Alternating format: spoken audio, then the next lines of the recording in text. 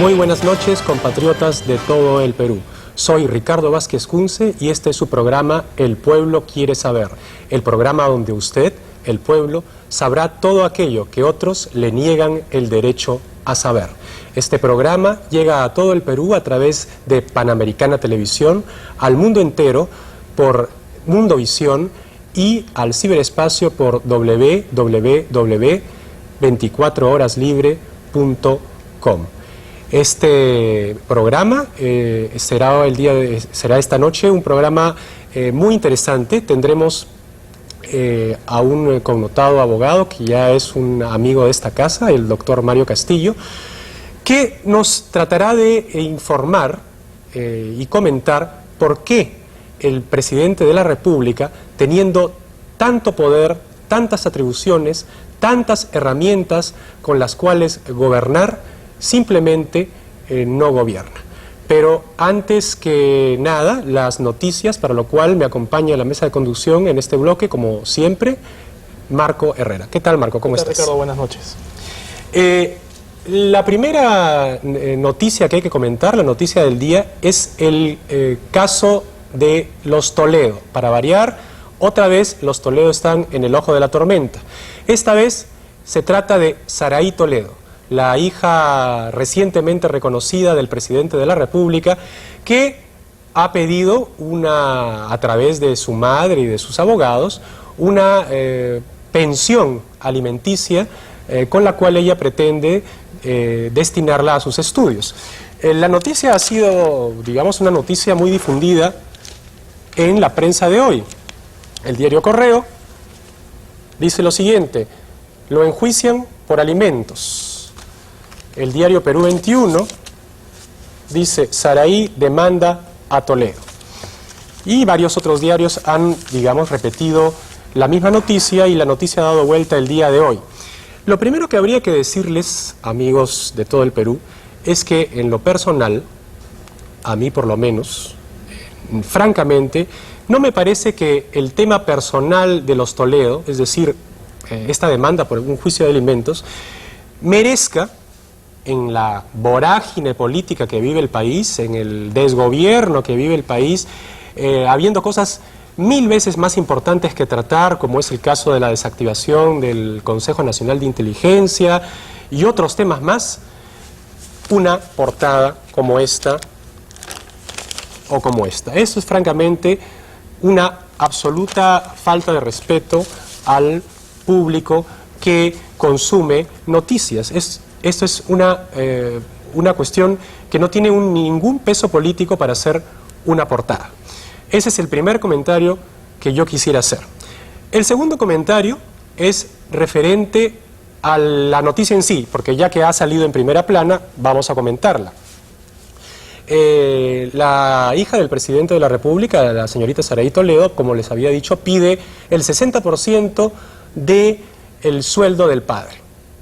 En primer lugar, habría que decir lo siguiente: 60% del sueldo del padre significa que al padre, a su esposa, a la señora esa de pelo rojo, y a la otra hija, la de nombre francés, Chantal Toledo, le queda solo el 40%. O sea, entre los tres se dividen el 40% restante. Me parece que Saraí Toledo, la madre de Saraí Toledo, o los familiares de Saraí Toledo, realmente les han crecido las uñas demasiado largas. Es decir, quieren algo pues absolutamente injusto. Y en este programa nosotros somos críticos totales del presidente Toledo, pero decimos lo que nos parece justo y lo que nos parece injusto a todos por igual. Nos parece injusto que alguien quiera llevarse el 60% del sueldo del padre y dejarle a la otra parte de la familia el 40%, solo para estudiar. Uno de los argumentos es que la señorita Saraí Toledo quiere tener una buena educación en la Universidad Católica, y en consecuencia ella dice que por ser hija del presidente de la República la van a poner en la escala más alta. Yo no sé cómo ella puede asegurar ese tipo de cosas si ni siquiera ha llegado ese momento. Pero lo que ha pasado hoy día es que simplemente el juzgado de Piura ha rechazado, como tenía que ser, la demanda interpuesta por Saraí Toledo. Ese es en cuanto al caso que nos ocupa en este comentario de Saraí Toledo con el juicio a su propio padre. Para que vean que nosotros somos justos, es decir, que no estamos aquí simplemente hoy día defendiendo a Toledo, vamos ahora a darle a Toledo lo que se merece, que es por un caso totalmente distinto, que no es un caso personal, sino es un caso público. El día de ayer, el presidente de la República convocó en Palacio de Gobierno a numerosos empresarios, políticos y miembros de la sociedad en su conjunto para relanzar un enésimo relanzamiento de los tantos relanzamientos que este gobierno hace sobre diferentes materias, una especie de plan de lucha contra el contrabando. Pues resulta ser que el presidente de la República citó a las personas a una hora determinada, si no me acuerdo eran las 11 de la mañana, y el tiempo pasaba, y pasaba, y pasaba, y el presidente no aparecía nunca.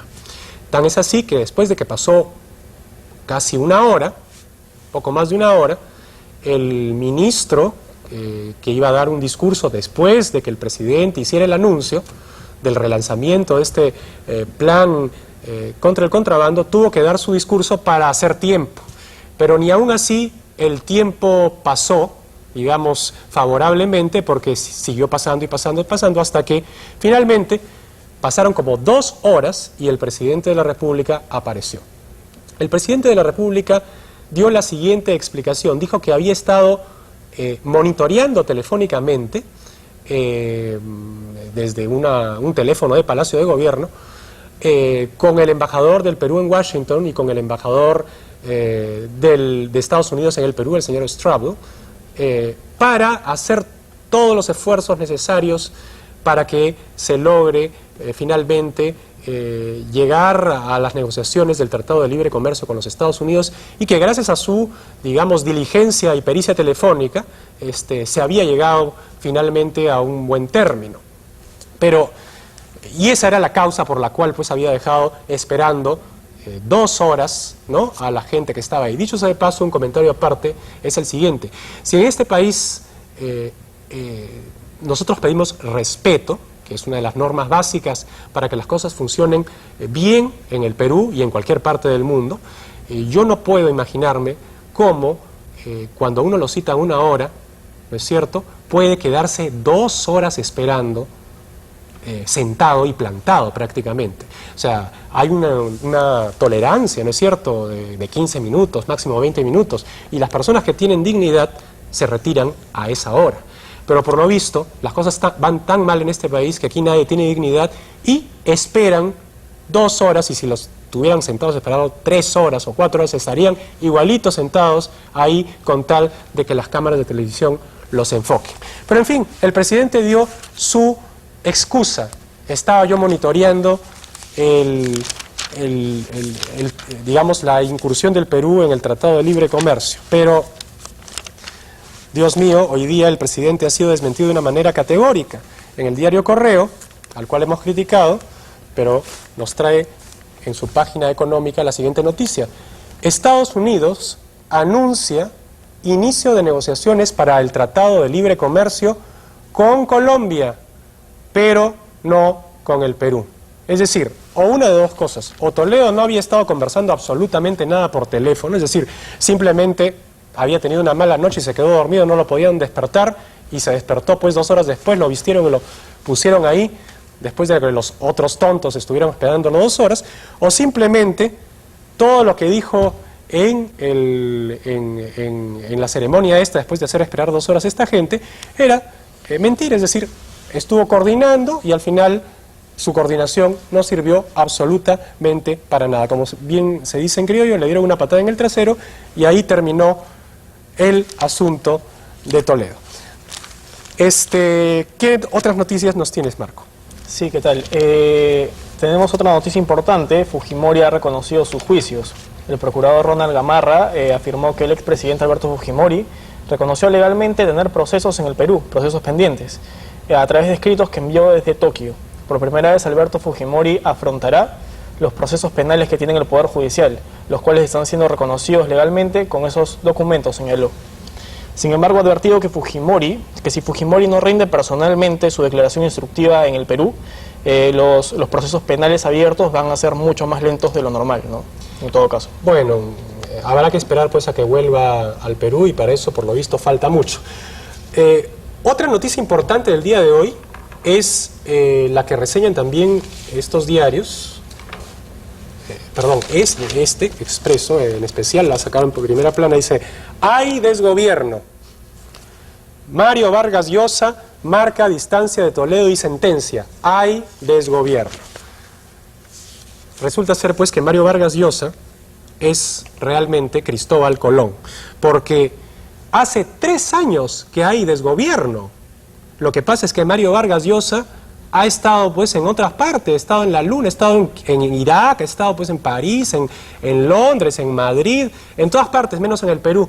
Y mientras que él ha defendido a este gobierno a capa y espada durante esos 3 años, cuando todos nosotros decíamos que había un desgobierno espantoso, él sacaba la cara por el gobierno y decía que apoyaba plenamente a Toledo, que la democracia estaba por encima de todo, etc. Pero ha tenido que llegar ahora acá al Perú, apenas unos días, porque creo que está en Arequipa visitando no sé a quién, para darse cuenta pues que esto es un total y absoluto desastre.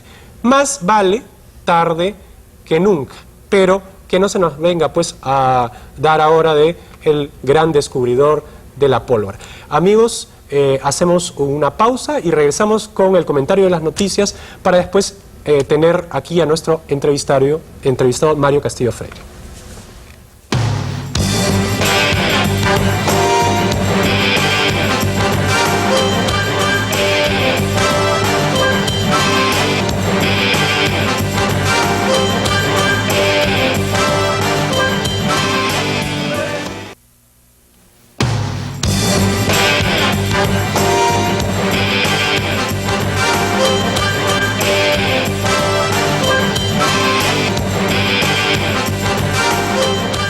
Regresamos en este comentario de las noticias de esta noche.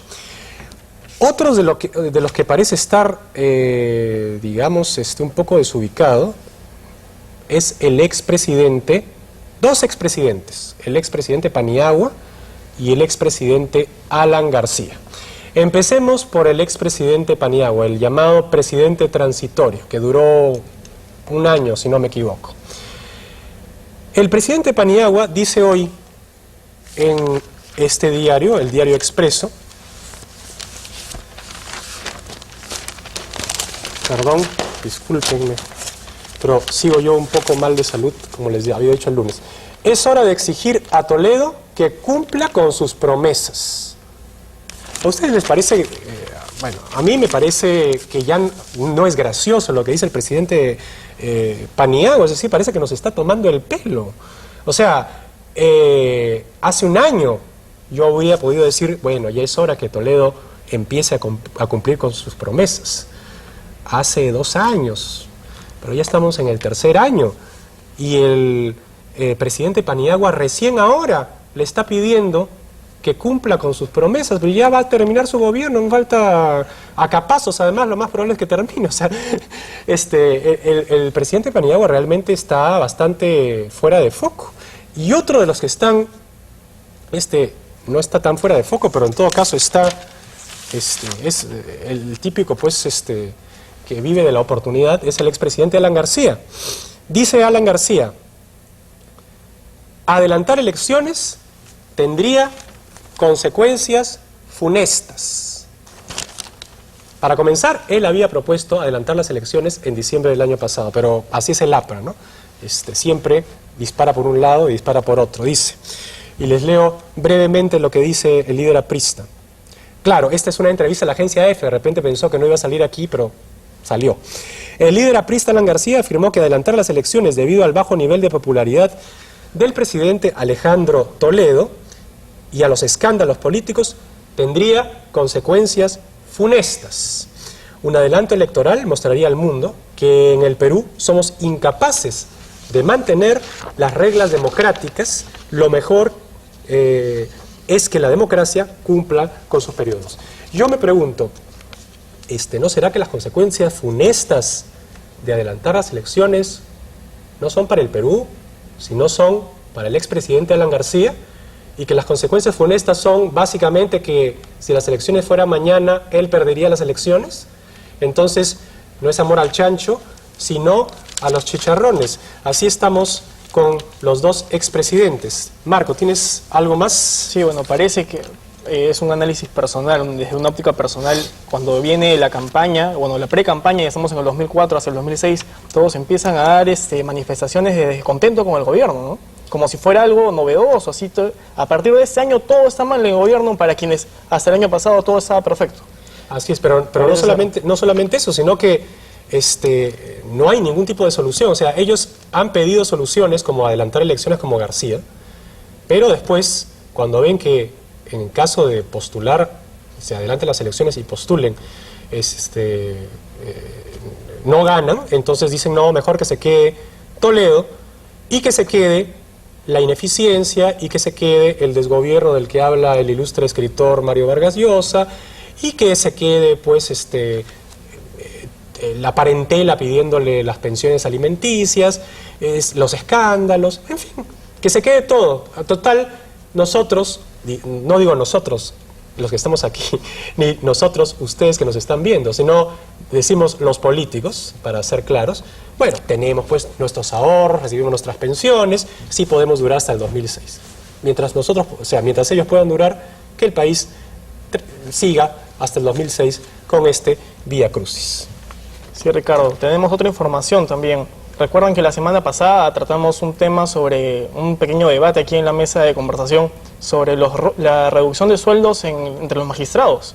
Pues ahora Nelly Calderón ha dicho que respetarán la reducción, o sea que ahora ya no va a haber fuga de talentos ni nada por el estilo. Nadie se va. Sostuvo que la reducción de sueldos a magistrados y fiscales no depende de su despacho, pero aseguró que las medidas que tome el gobierno sobre ese asunto van a ser respetadas. Ha dicho que eso no es cuestión de una decisión de la cabeza del Ministerio Público, sino es una cuestión de decisión legal, que se está hablando de una igualdad de los sueldos de acuerdo a las funciones. Esta noticia también tiene que ver con otra en que los congresistas se reducen pero se aumentan de sueldo a la vez, porque han reducido sus sueldos de manera global, pero han aumentado el básico, lo que aumentaría finalmente sus emolumentos de pensiones cuando ellos ya sean viejitos, pues, ¿no? Bueno, así están las cosas. Lo de los congresistas, yo tengo una opinión particular. Mucha gente dice, bueno, los congresistas ganan mucho dinero. O sea, no está mal que en el Perú la gente gane mucho dinero. Lo que está mal es que ganen mucho dinero por no hacer absolutamente nada. Exacto. ¿No es cierto? El otro día yo estaba comentando con un congresista, que no diré su nombre, pero me dio la razón, que hablábamos sobre, digamos, el grado de aceptación que tiene el Congreso ante la opinión pública. Y el grado de aceptación que tiene el Congreso ante la opinión pública es de 8%. Es decir, eso es para mí con lo que la opinión pública califica al Congreso de productivo, o sea, produce el 8% del 100%.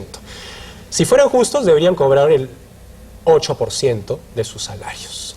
Por eso digo yo, no está mal que una persona brillante gane pues 19.000 soles, como quieren ganar ellos, pero da la casualidad pues que en este Congreso, brillantes, hay que pues buscarlos con esas lupas de triple fondo, porque si hay uno, que nos pasen la voz. Ahora, otra cosa más, se desactivó el Consejo Nacional de Inteligencia.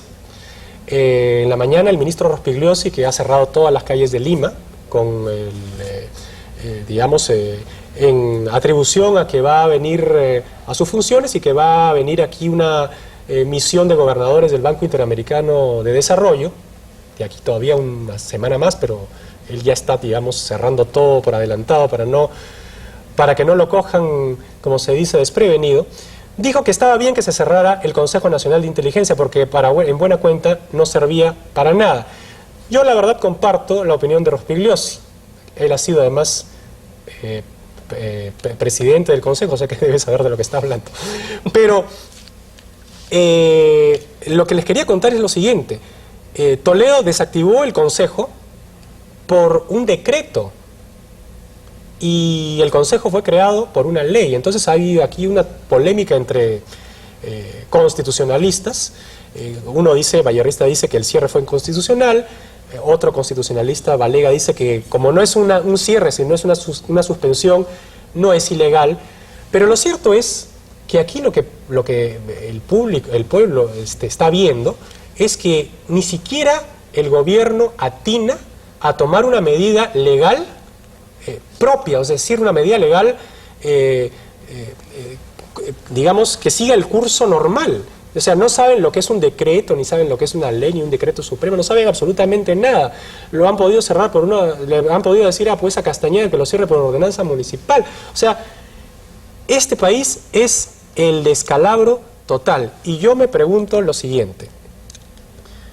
El presidente Toledo ha sido profesor, si no me equivoco, Marco ha sido profesor de ESAN, de la Escuela Superior de Administración de Negocios, que es de donde salen los mejores administradores del país.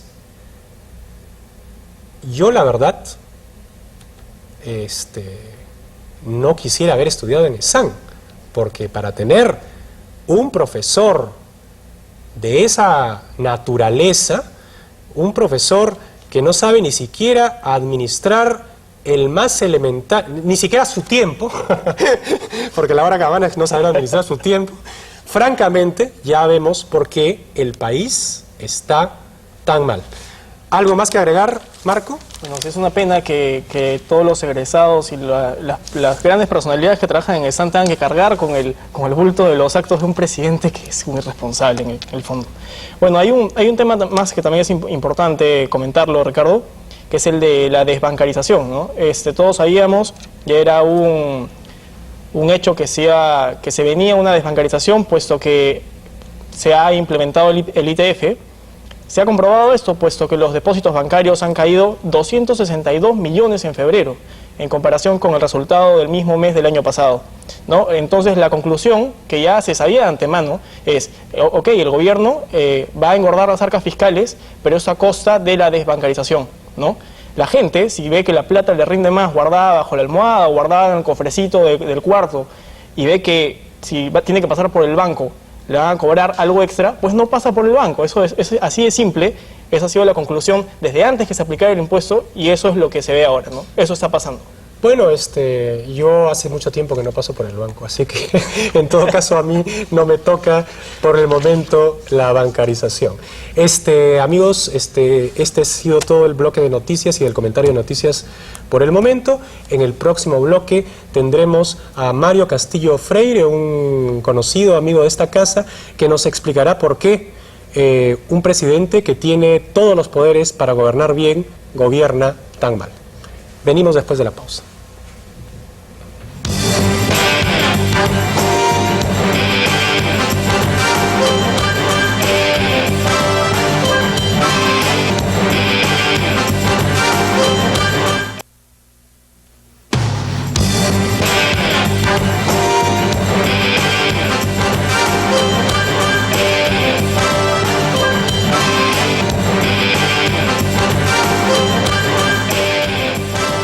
Regresamos con El Pueblo Quiere Saber. Como les habíamos adelantado, está con nosotros el doctor Mario Castillo Freire. ¿Cómo estás, Mario? ¿Qué tal? Bien, Ricardo, muchas gracias por la invitación. A ti por haber venido esta segunda vez. Mario, tú escribiste hace unos años atrás un libro que fue muy comentado, que se llamó Todos los poderes del presidente. Un libro en el cual tú reseñabas la cantidad de facultades, herramientas políticas que constitucionalmente tiene en el Perú el presidente de la República para gobernar evidentemente bien.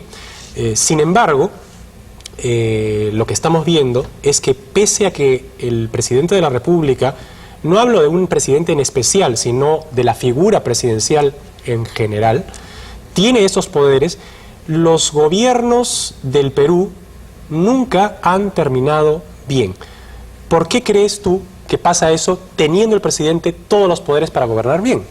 Bueno, efectivamente, en esa investigación pude constatar que el régimen presidencialista que existe en el Perú concede pues al presidente de la República una serie de poderes y facultades que hace que los controles o frenos que pudiera tener de los otros poderes de Estado, fundamentalmente del Congreso de la República, no sean lo suficientemente fuertes o severos como para que el presidente no pueda gobernar, naturalmente, siempre y cuando no tenga un Congreso totalmente adverso, lo que no ha ocurrido precisamente en este caso y en la mayoría de gobiernos, por lo menos desde el advenimiento de la democracia con la Constitución de 1979, de 28 de julio de 1980. Así ¿no? es, yo recuerdo Fernando Belaúnde tuvo mayoría casi absoluta aliándose con el PPC. Exactamente. Alan García tuvo mayoría absoluta En las dos cámaras. En las dos cámaras. Alberto Fujimori, cuando no tuvo la mayoría, disolvió el Congreso y tuvo después mayoría absoluta en sus dos periodos. Pero incluso Alberto Fujimori, en la primera etapa de su gobierno, él señalaba que tenía problemas con los diversos grupos, pero no tenía un Congreso hostil. Es decir, era un Congreso que incluso, digamos, por referencia de personas que estuvieron en el Congreso en aquella oportunidad y que eran de la oposición a Fujimori, muchos de ellos le manifestaron, no siendo del partido de gobierno en esa época, Cambio 90, su voluntad de apoyarlo para que pudiera gobernar. Pero bueno, pateó el tablero, ¿no? Bueno, y ahora Toledo tiene una mayoría que no es pues holgada, pero es una mayoría finalmente. Pero digamos que Belaúnde terminó mal. Sí. García terminó casi arruinando al Perú. Fujimori terminó arruinándolo moralmente, porque podríamos decir que algunas cosas materiales le podemos reconocer si somos justos. Bueno, y Toledo ya lo está arruinando no solamente material, sino moralmente. Entonces, el presidente de la República tiene poderes para gobernar bien, sin embargo gobierna mal. Entonces no es una cuestión, el pueblo se está dando cuenta que no es una cuestión de debatir si al presidente le quito poder o si le doy más poder, sino es una cuestión de otra índole. ¿Tú a qué atribuyes ese mal gobierno en todos estos presidentes? Bueno, efectivamente, como tú acabas de comentar, existe una perversa coincidencia en lo que respecta al final o al término de todos los gobiernos democráticos. Si la aceptación popular se midiera con los resultados del candidato del propio partido que tiende a suceder a aquel que gobernó, el candidato de Acción Popular en 1985, que fue Javier Alba, obtuvo, creo, entre 6 y 7%. Luis Alba Castro, en las elecciones de 1990, obtuvo 19%, que no era un mal porcentaje si lo comparamos con la gestión del propio gobierno, que sí fue una mala gestión. Y en este caso ni me atrevería a pensar qué podría ocurrir si se produjera un proceso electoral y postulara un candidato del partido de gobierno. No me atrevería a vaticinar un porcentaje, sería de repente escalofriante. Entonces, esa es una pregunta muy de fondo. ¿Qué es lo que está pasando? Así es, por eso te lo estoy haciendo. Justamente, uno podría decir, han fallado las personas. Y con eso, digamos, uno no estaría equivocado, porque las personas han fallado y mucho. Yo ahí quiero acotar lo siguiente. Está bien, pero han fallado las personas durante 20 años. O sea, ha fallado Belaúnde, ha fallado Alan García, ha fallado Fujimori, ha fallado Toledo. Entonces, digamos, es una regla que las personas han fallado. ¿No será que las personas fallan porque el sistema político hace que elijamos a ese tipo de personas? ¿Por eso de repente están fallando? Justamente por eso decía, una respuesta válida es que han fallado las personas, porque es obvio que han fallado las personas, o sea, es verdad que han fallado. Pero creo también que lo que está fallando es el propio sistema democrático. Es decir, creo que parte del problema es que los políticos y quienes se dedican a efectuar comentario político en general no cuestionan que el propio sistema está fallando y no van más allá que del análisis de coyuntura para ver si sale o no un ministro, si tiene razón el ministro o el congresista, o si debe renunciar ya no sé qué número fueron, 7 jefes del servicio de inteligencia. Entonces, todo esto puede que esté respondiendo a una falla verdaderamente estructural. Y las fallas estructurales son muy, muy peligrosas, porque cuando falla la estructura de un edificio, puede colapsar el edificio mismo. Pero el edificio ya ha colapsado varias veces, Mario. O sea, yo creo que no se ha caído del todo, pero digamos ha estado resquebrajándose por todas partes. Entonces, mi pregunta es, bueno, si está fallando el sistema democrático, o sea, para ponerlo en estos términos a los amigos que nos están escuchando, al pueblo que nos está escuchando en todo el Perú. Durante 20 años hemos tenido, ha funcionado una democracia, con un intervalo que ha sido una especie de democracia rara, autoritaria, ¿no? Plebiscitaria, por ponerlo de alguna manera, ¿no? Pero sin embargo siempre hemos terminado muy mal. Entonces, la conclusión a la que estamos llegando acá, en esta conversación, es que el sistema democrático tiene alguna falla que nosotros todavía no hemos llegado a ciencia cierta a descubrir, por la cual hace que siempre elijamos a alguien que termina arruinando el país. ¿A ti cuál te parece que es la falla? O sea, ¿la has identificado? ¿Tienes alguna sospecha de esa falla? Sí, creo que, entre otras, pero una de las principales fallas puede ser la existencia de una absoluta impunidad. ¿A qué me refiero? No impunidad con quien patea las reglas de juego, que evidentemente el caso de Fujimori es un caso clamoroso y merece ser enjuiciado y, de ser culpable, ser sancionado como corresponde, sino una especie de impunidad dentro del propio juego democrático. Es decir, creo que en el pueblo existe la sensación de que todos están allí para beneficio propio, para gobernar mal, y que si gobiernan mal no importa, porque el juego democrático permite que luego entre otro que respete al anterior sin existir algo así como un juicio de residencia, y que luego todo sigue igual.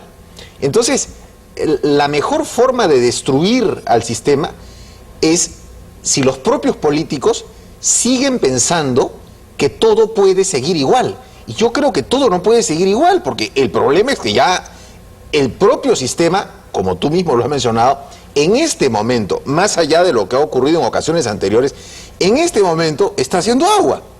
Entonces el problema es cómo remediar esa situación. Creo yo que la única forma de remediarlo es transformándolo de tal manera que el pueblo sienta que ese sistema funciona tanto en la gestión del que está gobernando como en la posibilidad de que aquel que venga mejore, y si no, reciba la sanción respectiva, no solo en las urnas, sino la sanción de repente con otro sistema de fiscalización de la gestión gubernamental, tanto del Poder Ejecutivo como del Congreso de la República. Claro, pero ahí nos dirán, nos podrían decir, bueno, yo fui presidente y, bueno, no cometí ningún delito en mi gestión, bueno, pero arruiné al Perú, pues. Y mi sanción la recibo en las urnas, me castigaron, me dieron 2%. Pero después pasaron 10 años y volví a tener 20% porque todo el mundo se olvidó. Efectivamente, hay una impunidad, como dices tú, es decir, los políticos se solazan en que tanto lo negativo como lo positivo será, condonado en las urnas. Y ahí es donde voy yo, y es la pregunta que yo tengo, es una pregunta difícil, obviamente. ¿Las urnas mismas no serán acaso parte del problema, parte de la responsabilidad de un gobernante por, tratar de, en vez de hacer lo mejor, tratar de caer bien al quien da el voto, poniendo la mejor sonrisa, haciendo payasadas, inaugurando un foco de luz o lo que sea, para, que es lo que se conoce como demagogia, ¿no es cierto?, para asegurarse uno, la impunidad de la próxima vez o simplemente la próxima elección. Claro, es que el problema está, y sobre todo cuando en el Perú ha habido reelección inmediata, que bueno, felizmente no la hay dentro del sistema ahora, siempre ha habido la tentación demagógica de querer aparentar determinadas situaciones para obtener más votos, ya sea para sí o para el partido en la próxima elección. Creo sin duda que el propio sistema marca la presencia de una tentación demagógica permanente, y no solo en el presidente de la República, sino en los congresistas, que como todos sabemos, no existe ninguna norma que prohíba la reelección inmediata de los congresistas. Entonces, puede convertirse el sistema, como creo que de hecho se ha convertido lamentablemente en el Perú, no en otros países. Es decir, no necesariamente es un vicio del propio sistema, es tal vez una falta de empatía del sistema y el Perú. ¿En qué sentido? En el sentido de que este sistema no está funcionando en este país de la manera como sí funciona en otros países. Y tal vez, permíteme terminar la idea, como sí funciona en otros países y de manera envidiable, que uno puede decir, bueno, qué bien está desarrollando este país con un sistema similar al nuestro. Entonces, ¿qué pasa aquí? He leído, por ejemplo, declaraciones de Mario Vargas Llosa en los diarios de hoy. Las declaraciones que él siempre ha dado son las siguientes, ¿no? Que, bueno, ahora está temeroso de que, ahora, digamos, llega a la conclusión de que hay un desgobierno, ¿no? Pero siempre dice que, y eso sería terrible para la democracia. O sea, hay una especie de fetiche sobre la democracia, la democracia es prácticamente una especie de religión. Y a veces eso es como decir, prefiero la democracia, 1000 veces la democracia, a que, digamos, pase cualquier otra cosa. Y me parece que ese es uno de los problemas de no entender la realidad del Perú. Es decir, los sistemas políticos sirven para desarrollar a los países. No son, digamos, íconos en sí mismos. Y yo quisiera saber tu opinión respecto a si digamos, es imprescindible defender, por ejemplo, un sistema cualquiera. Ya no hablo de la democracia, hablo de un sistema como podría ser los sistemas, pues, clásicos, ¿no?, de la antigüedad que se reseñaba Platón o Aristóteles, sobre, digamos, el bienestar del pueblo. Bueno, evidentemente no. Evidentemente no. El problema, creo yo, es que la defensa de la democracia como tal sufre determinadas distorsiones. ¿Por qué? Porque se piensa, en primer lugar, en una identificación entre democracia y gobierno, entre el gobierno que ejerce funciones y el sistema democrático, lo que de por sí ya es malo, porque se piensa que si el presidente por A o B motivos dejara de ejercer sus funciones o dejara de ser presidente, entonces se cae el sistema, lo que no es necesariamente así. A lo mejor, y no estoy lanzando una afirmación, sino simplemente una hipótesis, si el presidente fuera otro, si las elecciones se adelantaran, el sistema se preservaría dentro de la lógica de la preservación del sistema democrático. Estoy poniéndome en esa lógica. Entonces, no es defender el sistema por defenderlo. Creo yo que el sistema, la democracia o cualquier otro sistema, es defendible en la medida que sea bueno, en la medida que represente progreso, en la medida que represente esperanza para la gente. Ningún sistema político se puede imponer al pueblo si es que el pueblo no cree en el funcionamiento del sistema. Porque es decirle, mira, te tiene que gustar esta comida. Dice, no me gusta, señor, porque no me gusta, no me gusta. No, te tiene que gustar porque es la mejor comida, no me gusta. Entonces, ¿cuál es el problema? ¿Aquel que dice que no le gusta la comida o la comida? Bueno, para saber si es que nos gusta la comida que estamos comiendo los peruanos desde hace bastante tiempo, vamos a una pausa y regresamos con Mario Castillo para seguir hablando sobre democracia y progreso.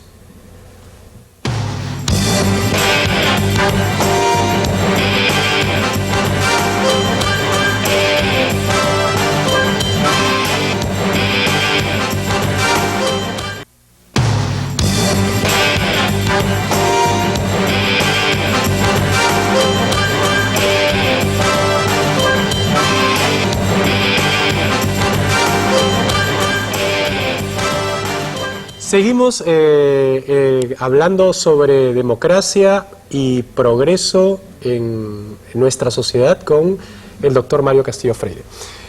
Mario, nos habías dicho tú, para hacer una síntesis de lo que estábamos conversando, que los sistemas políticos servían si funcionaban, y si no funcionaban simplemente había que buscar cuál era el sistema que más se acomodara a nuestra manera de ser y que más, digamos, sirviera para desarrollar el país. Te pregunto lo siguiente, sabiendo que evidentemente estás en tu derecho de responderme o no, y que la pregunta podría ser incómoda, tal vez.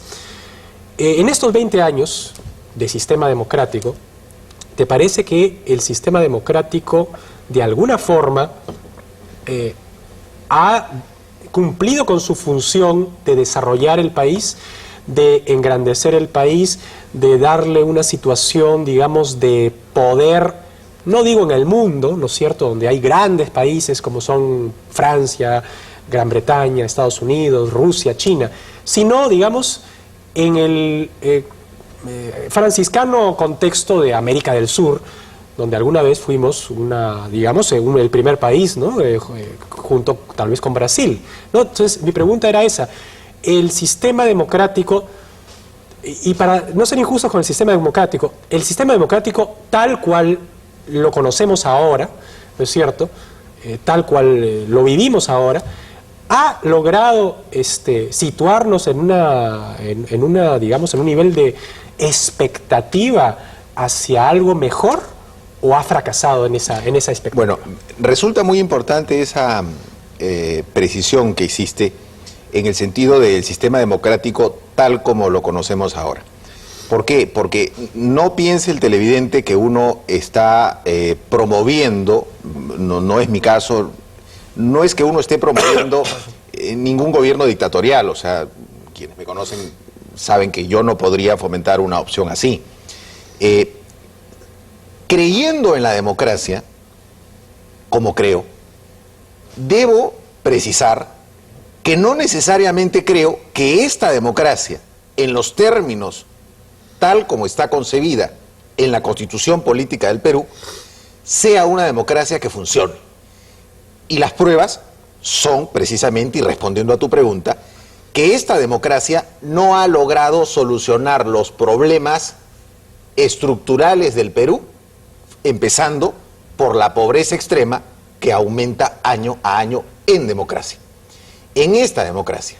Entonces, el problema para poder seguir hablando de democracia es tratar de ver los mecanismos. Yo lamentablemente no tengo en este momento la varita mágica para decir estos son todos los mecanismos para solucionar el problema, pero creo que el primer paso para solucionar el problema es advertir que dentro del propio sistema habemos quienes damos la voz de alerta y decimos hay que poner atención aquí, porque si no efectuamos cambios notorios en el sistema para que funcione, ese sistema va a seguir como ahora, vale decir otros 20 años o 25 años sin funcionar.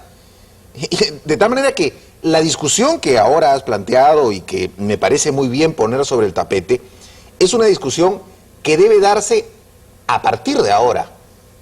Lo que pasa es que parece que nadie se atreve a mencionar ni siquiera el asunto, porque dan por hecho que la democracia, y haciendo la salvedad, como siempre lo estamos haciendo ahora, tal como la concebimos acá, es algo que sobre lo que no se puede discutir.